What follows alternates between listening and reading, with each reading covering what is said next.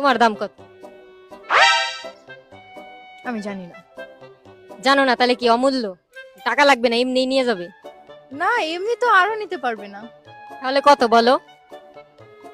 না, আমি টাকা দিয়েও দিব না, ফ্রিতেও দিব না। কেন দিবা না? দিব কেন?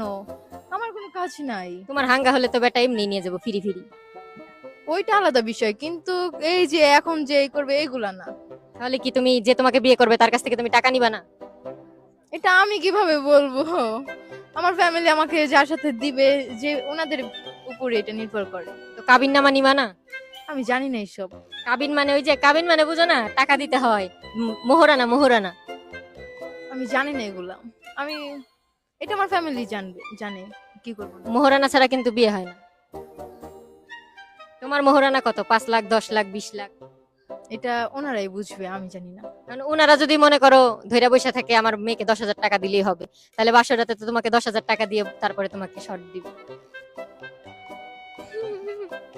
এটা পরের বিষয়। এটা তুমি বলো, তুমি বলো তোমার কাবিন নামা কত? কত হবে আমি জানি না, এটা আমার ফ্যামিলি। কত টাকা হলে তুমি কবুল বলবে? ওনারা যততে খুশি আমিও তততেই খুশি। আপনারা, আমি বলে দিব অ্যামাউন্ট?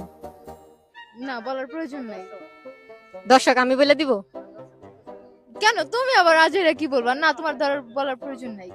আচ্ছা ঠিক আছে, যারা যারা ওরে বিয়া করতে চান কাবিন নামাটা লেখেন। যদি যার কাবিন নামা পছন্দ হইব, টাকা পছন্দ হইব, তুমি কমেন্টে রিপ্লাই দিও। দেখা যাক।